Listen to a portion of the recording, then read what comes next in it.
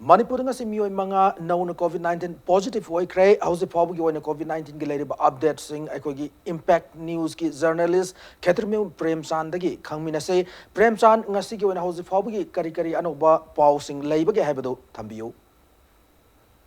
Sumendro akogi ngasi gi oina haiba tare akoina COVID-19 gi positive oiba masing ngasi miyam da hana haidringai da amadi kari lamdagi kamaina tawraga mokoi si positive oibano haibasi pandringai da akogi nungaiba pau ma hana tamjage akogi nungti khudingi COVID-19 gi positive case hengalakbai pau si miyam sum ta lagasu akogi nungaiba pau si kairo haiba matamda Mumbai dagi halakhiba haibadi mahaki mama layang muchalubada mama adusu COVID-19 na positive oiraga Mumbai da lekhidaba aduga makogi mari mata amadi mahaki masa sing yaung tholakpada mioi ama positive oiramkhiba hariba mioi asi ngasi Jenims ta amukna test tawbuda negative oiramkhre amuka suna naijage chumendro kogi Jenims ta hoji layeng liba Mumbai dagi halakpada COVID-19 positive oiramkhiba mioi adu ngasi retest tawbuda negative oikhre kogi COVID-19 ga mele na tongan ba layeng sing Jenims ki makai dagi ningthina pangthukuna mahagasi ngasi ki negative case se yorkhibani adugo loinana hayeng ngasi mahag discharge tawraba yai haina Jenims ki phangmu paw mana hari aduga ngasi gi oina COVID-19 gi confirm case ase ngasi fawuda haiba tare punna nifuga mari ni aduga ngarang fawuda kunthra mapan lekhibni aduga ngarang kogi Jenims samadi rims ta athengmada tahoba test singda yaurakpa positive kogi case ase rims tagi ngarang athengma tawba sample sing manungda ani yauraki ani sing adu kogi Thobal district ngaktani amana Gujarat tagi halakpani amana Delhi dagi halakpani aduga Jenims asu mioi ani hariba ani asisu kogi ngarang athengmada tawba sample sing manungda yaurakpani report haibadi test tawbugi report asi ngasi tholakpana maram oiraga kogi ngasi rims tagi punna lagliba report asi mioi ahum positive oibagi report ni aduga Jenims tagi na mioi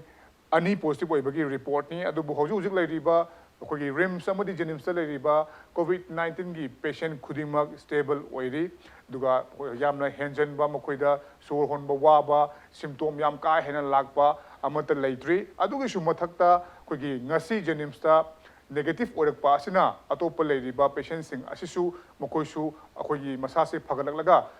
numit kharni gi matungda makoisu COVID-19 dagi nanthokpa ngamlagani haibagi kogi asa singsu phaunare haibagi pausu phangli Somendro Mari adugi mathakta anowam so hojik recover tawre habne phagal le habne yam nungai paune makhatana Premchan khangjaning si rims amadi Jenims ta ngasi gi oina chathakiba ts ki matangda update sing kari lebi habdu jo kitang tambiramo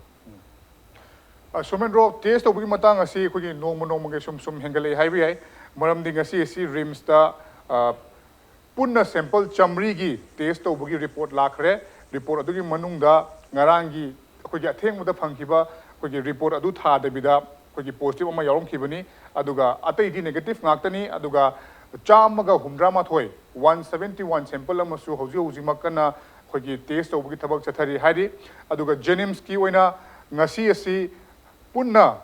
kogi test asi 380 tawbani 380 mak negative ni ngasi Jenims tagi lakliba positive oiba case asidi ngarang nungdang athengmuda thangatkhiba case ni aduga another 200 amasu Jenims ki oina hoji mak test tawbugi thabak chathari aduna maram oraga test tawbugi chang asidi nongma gi hengalakli aduga hojik fawbuda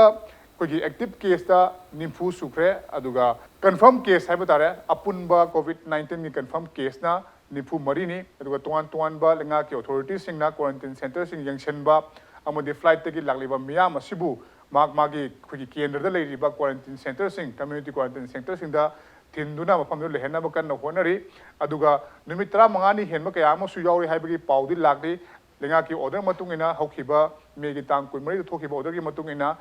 kogi numitra mari ni henma taragadi haiba miyo asi test tawdra fawbuda magasi mayumda halanba yare haibagi order amade thoki adubu hoji mak maruina containment zone oiriba haibadi positive case laikhiba